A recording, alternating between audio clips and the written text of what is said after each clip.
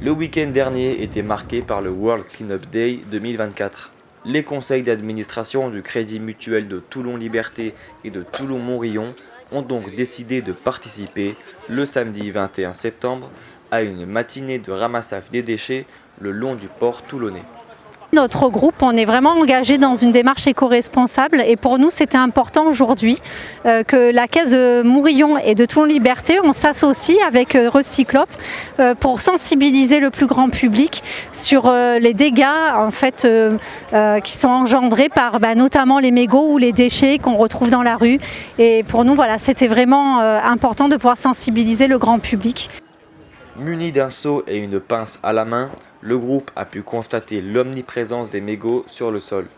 Car en effet, sur les 29 milliards de cigarettes vendues en France, l'Alcom estime qu'environ 8 milliards de mégots sont jetés au sol chaque année sur le territoire.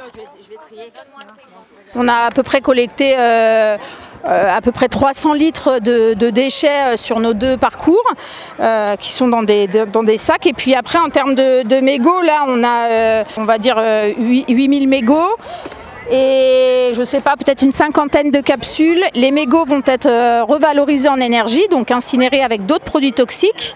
Et les capsules, elles vont partir chez un ferrailleur qui les récupère et qui recycle le ferraille.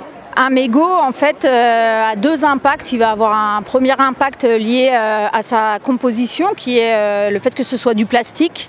Et le deuxième impact, c'est lié aux produits toxiques qui sont condensés dans le filtre. Donc, le produit plastique met des années à se détériorer. Et les produits toxiques, eux, vont impacter la faune, la flore. L'idée, c'est surtout d'essayer de changer le geste, parce que malheureusement, jeter son mégot, c'est un geste qui est intégré, auquel on ne pense pas. Et si on prend l'habitude de changer de geste, si on ne jette plus en ville, on ne jette plus non plus en forêt, ni sur la route. Voilà.